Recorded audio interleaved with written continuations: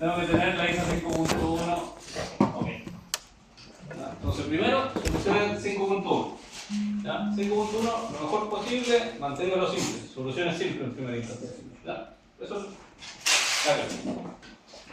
De acá, vamos a tener que tener la hoja de datos.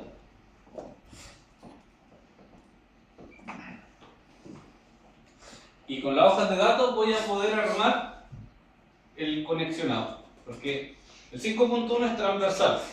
Hay distintas áreas que tienen que conocer el estándar 5.1.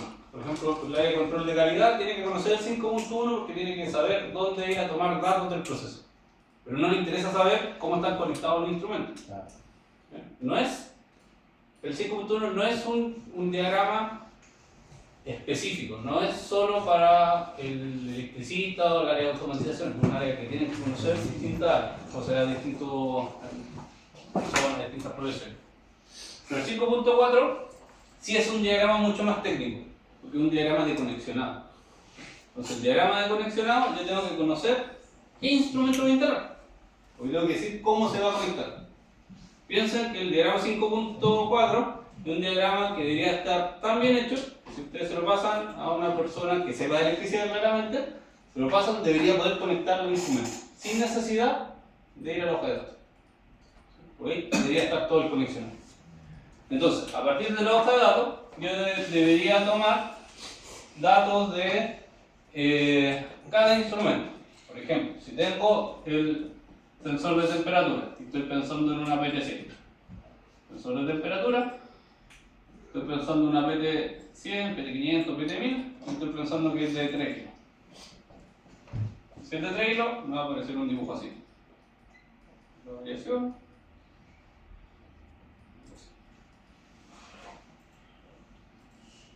Entonces, muchas veces no tiene numeración y aparecen los colores. Lo voy a colocar uno, todo bien.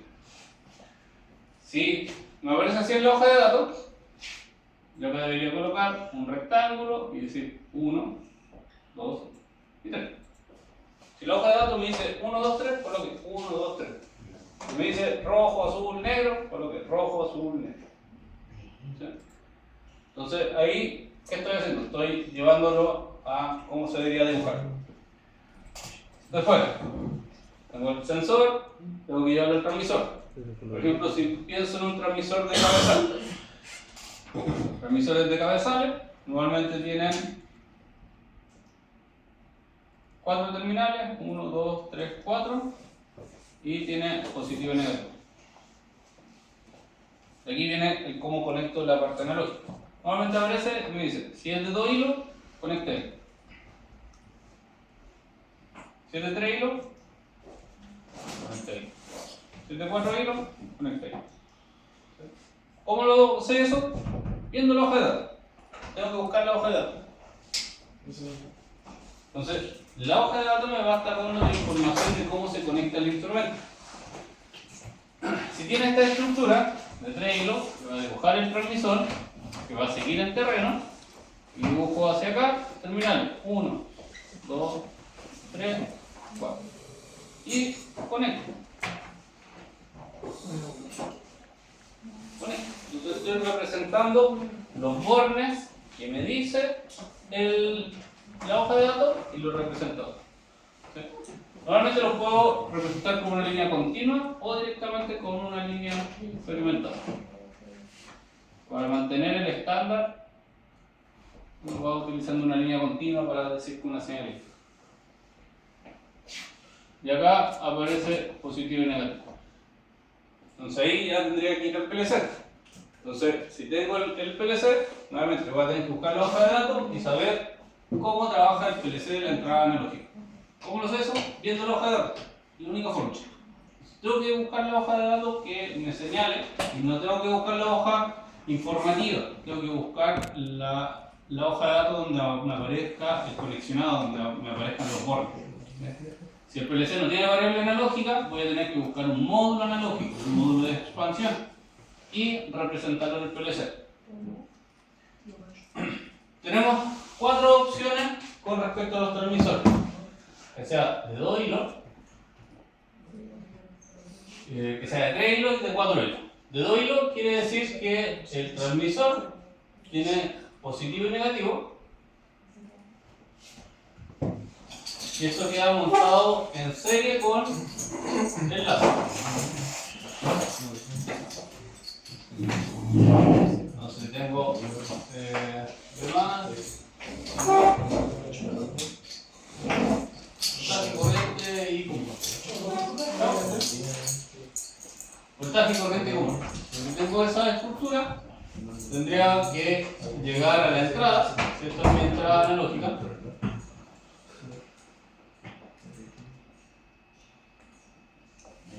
Que me permite trabajar con voltaje, corriente y común. Básicamente es una conexión directa. Y ahí genero el lazo. Una conexión directa. Cuando es de 3 hilos, normalmente el instrumento necesita la alimentación. Tengo la señal y tengo el negativo. Entonces ahora ya en mi bornera, donde tengo el borne de el puerto de comunicación, también voy a tener que buscar donde esté el positivo del PLC, donde si hablamos del L+, si hablamos de 1200, ¿sí? Donde estén los 24 volts. Entonces de acá voy a tener que alimentar con 24 volts. La señal, si es de corriente, va a seguir llegando acá y el común va a seguir llegando acá. Y cuando es de 4 hilos, el instrumento requiere alimentación, positivo, negativo, tiene la señal y tiene el común. Entonces, nuevamente, el PLC va a tener sus terminales y voy a tener que ahora buscar el L+ y el M. Que voy a tener que alimentar y señal. Entonces, 2 hilos, la alimentación se logra por el lazo. Por el mismo lazo va la alimentación. 3 hilos requiere una alimentación externa y el común, el negativo, es común acá. Y ese común lo más probable es que tenga que llevarlo al M para cerrar el circuito. Si es de 4 hilos, requiere alimentación, señal y el común. Profe, en algunos ejemplos, por ejemplo el de 4 hilos, sale el positivo y el negativo por una fuente externa, ¿no? Sí. Esta fuente de acá, que estoy pensando en la fuente del PLC, en realidad no debería ser la fuente del PLC. Esto de acá debería ser siempre, la alimentación debería ser una fuente externa. ¿A qué se debe eso? El PLC, la fuente que entrega, normalmente esa fuente está pensada para poder alimentar la cantidad de módulos máximos que tengo. Entonces, si mi PLC me soporta máximo 5 módulos, esa fuente debería ser capaz de alimentar.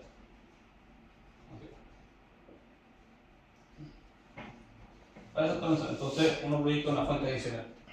Y ahí Para las cargas de uno de los sensores o también para los módulos. En realidad, cuando se proyecta una fuente, normalmente las fuentes son de 5 o de 10 amperes, entonces soporta para alimentar todo el equipo. Y así no sobrecargar el PLC. El PLC es crítico en el proceso. Es el equipo que hay que cuidar, porque si llega a fallar el PLC, tengo que cambiar el PLC. Cooperar. Y no es algo rápido. Y si falla el PLC, a veces no está el código. Y ahí murió el proceso. Y ahí tiene que llamar a alguien que rescate, que vea qué hacer y hacer una automatización de uno. Y pasa eso. Pasa eso. Hay que perder el PLC y no tienen respaldo del PLC. Entonces ahí hay que... Entonces acá, claramente, para poder definir esto, tengo que tener la hoja de datos. ¿Sí? Entonces ese paso que les decía, de tener claro 5.1, tener clara la hoja de datos, es fundamental para este proceso, para estos diagramas. Porque si no los tengo, no los he encontrado, estoy acá en una nebulosa, digo ya, necesito un sensor, pero no sé qué sensor estoy utilizando. Entonces no sé cómo lo tengo que conectar. Es imposible saber cómo conectar algo que no lo he definido. Entonces tengo que buscar la hoja de datos. A ver, en el ejercicio, en la evaluación se les pide que lo hagan con respecto a 2 lazos de 5.1. Entonces, de esos 2 lazos, buscar toda la información. De ahí armar los lazos. No es necesario hacer los 4 o 5 lazos que estamos viendo. Los lazos que tengo viendo. Si no solo en los dos lazos que ustedes definan, ahí busquen la información, ahí busquen el instrumento. Ahí busquen qué es lo que van a instalar, porque así van a demostrar y van a poder visualizar cómo se arma el diagrama. Más allá de ya practicándolo una vez y teniendo esta lógica de que es necesario definir los instrumentos, voy a poder hacer el conexionado. Voy a llegar a 10 cosas, leer la hoja de datos, aparecen diagramas, aparecen diagramas explicativos de la recomendación del conexionado. Profe, El manual del equipo. El manual del equipo. Eso hay que juntarlo, ¿no? La La hoja de datos, lo ideal es que la suban a una carpeta. Entonces, sí, sí, porque a veces Y no basta con el, por ejemplo, del listado de tasks ahí mismo. no, o sea, tiene que estar la hoja de datos que yo la pueda ver. Porque a veces veo el 5.4 y hay varios instrumentos que uno ya los conoce, entonces se ve extraño el conexionado.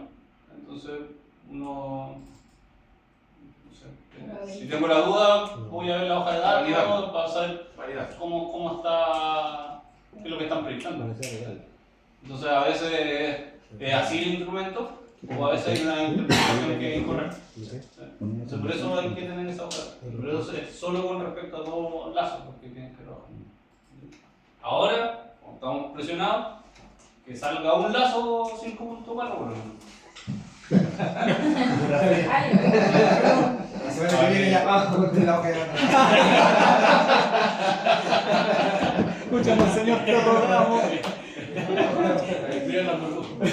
Que salga un lazo y ya los dos lazos que salgan para la presentación final. Estamos. Pero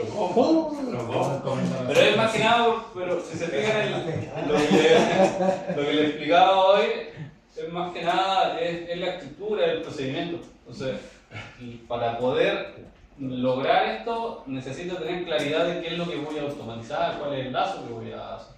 Mientras no tenga eso claro, es súper difícil armar el 5.1, 5.4. Sobre todo el 5.4 que necesito un instrumento. Entonces ahí sí o sí hay que llegar a buscar los datos.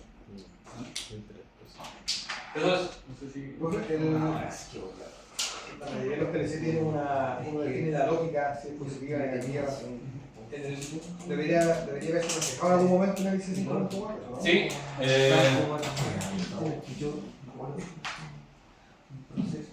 ver, hablemos de un PLC.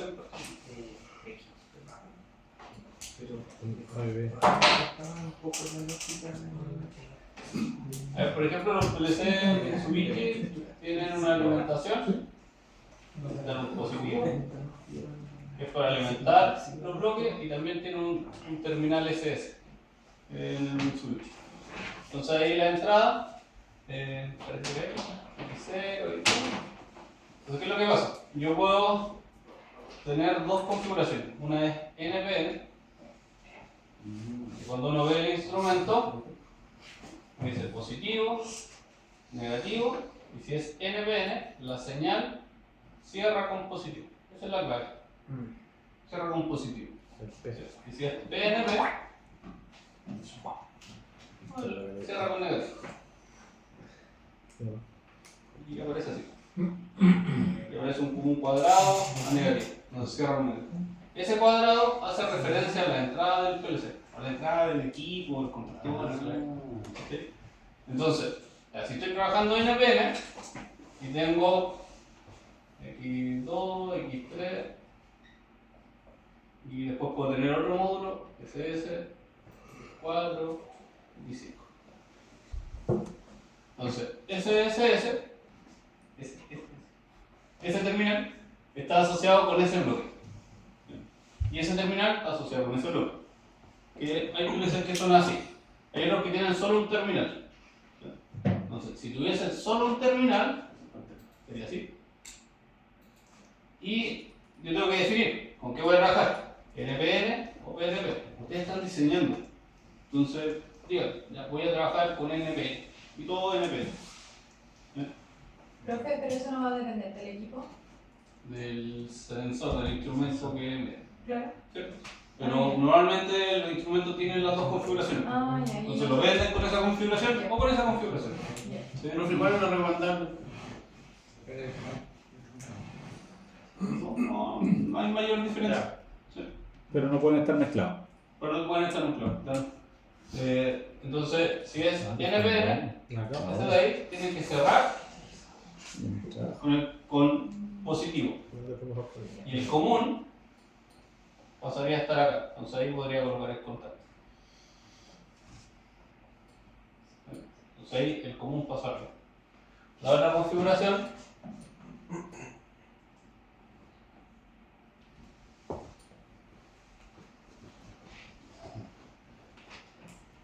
si es, todos estamos ahí, NPN, cierro con positivo.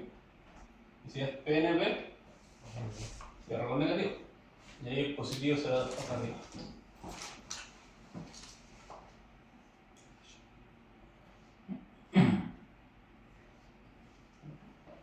El tema es que si estoy cerrando con positivo, acá no voy a poder conectar un PNP. Porque tiene que cerrar con negativo para que Tiene funcione. que ser todo igual. Tiene que ser todo igual. A veces hay procesos que están funcionando, sobre todo cuando se hacen reparaciones, y si todo está con NPN y el único sensor que tengo es PNP, en realidad lo que se hace es que el sensor positivo, señal negativo, PNP, yo tengo que cerrar con negativo. Entonces en realidad aquí se conecta la bobina. Una bobina de un elemento, Un relé. un relé. ¿Sí? Y el contacto del relé, Sí, eso no. auxiliar, se manda acá. ¿Sí? Pero eso es porque el instrumento que tengo, el sensor que tengo, porque puedo comprar así rápido para solucionar el problema. Pero si estoy diseñando, no es una solución. La solución es o trabajo con uno o trabajo con otro. Estoy diseñando, voy a mandar a comprar y no le voy a decir, mira, compra 5 NPN y 5 PNP. Lo comercialmente Cinco estable. Claro. Sí, porque a veces uno reparando, falló la máquina y ya el sensor que tengo no es la configuración. Un relé. Y el relé es fácil comprar. Eso es lo que estamos haciendo ahí, sería para el plazo de. Bueno, Claro, plazo no. Por ejemplo, sensores capacitivos, sensores inductivos, que de acuerdo a la ALICE 5.1 serían interruptores, porque le dan dos estados, positivo y negativo. Fotoeléctricos también tienen configuraciones, que normalmente son de trailer.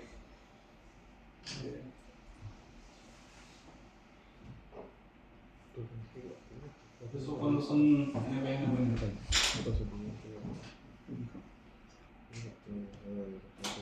Ya que estamos ahí en el presente.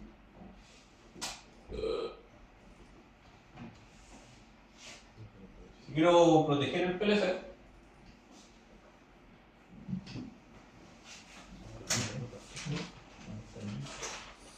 tengo la recomendación que el PLC se alimente con 24 volt continuo. Fuente. Eso es lo ideal, Una fuente. con una fuente, porque eso me fuerza a tener una fuente de poder.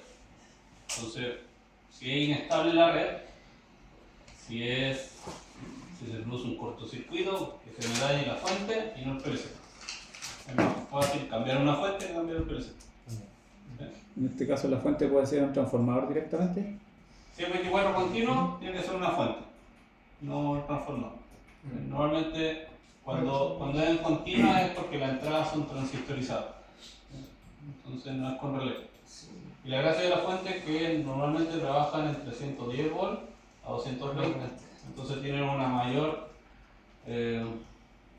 soportan esas caídas de tensión que puede tener en la red.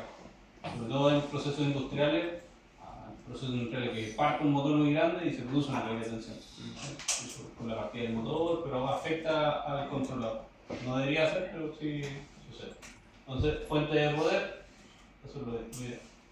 Ahora, si quiero proteger más,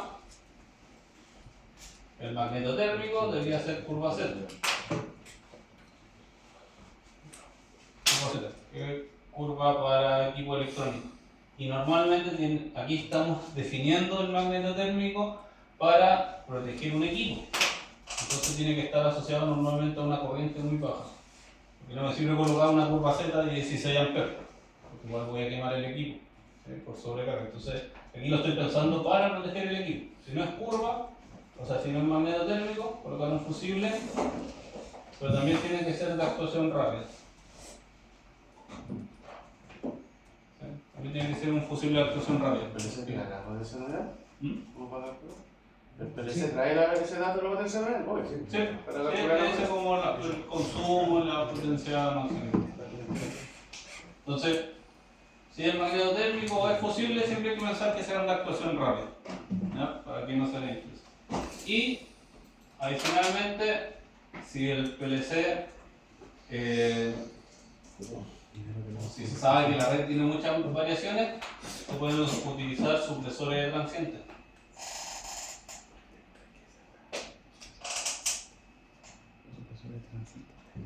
Supresor de transiente lo que hace es cuando tenemos una señal sinusoidal y se genera un pico de tensión, ese pico de tensión se va a tierra, se aterriza. Entonces mantiene estable la señal y esos picos de tensión no llegan al PLC o a la fuente de poder. Pero se podría poner una UPS también, ¿no? Una UPS también cumple una función similar. En la UPS, por ejemplo, se recomienda cuando tenemos pasos transitorios cuando se conecta un generador. Entonces, no es para que siga funcionando el proceso, la UPS va a abastecer solo el PLC. Entonces, cuando se hace el cambio de la red al generador, hay un delay. segundo, un retardo, se queda sin energía. Y a veces eso produce que se apague el proceso. ¿Sí? Y tienen que hacer un reinicio caliente o reinicio frío. Pero para que no pase eso, la UPS te permite, tampoco es una UPS muy grande, para que soporte esa variación. Eso va a ver lo que se ve. Y si queremos proteger la entrada y la salida del PLC, a veces acá en la entrada se colocan borneras y se conecta una serie de borneras por la entrada, una serie de borneras por la salida, con fusible. Fusible en la entrada, fusible en la salida. Cada entrada con fusible. La pondera viene incluida. Sí, bornera con fusible. Claramente eso va subiendo el costo de la protección. Pero pues, piensen en el PLC, hay PLC que cuestan 3 millones con todo el mundo. Entonces, gastar 200.000 pesos adicionales en fusible o bornera se justifica. Ahora estoy colocando un PLC de este que sale 80 lucas, compro otro PLC de este. Que tengo ahí guardado. Pero va acorde también con el programa. Claro, lo tengo programado. Pero depende mucho del equipo. ¿Sí? Pero por eso hay que analizarlo. Todo ahí siempre se va a terminar evaluando por costo. ¿Sí? ¿Qué equipo voy a proteger y si se justifica? Lo otro es la separación galvánica. La separación galvánica es un relé.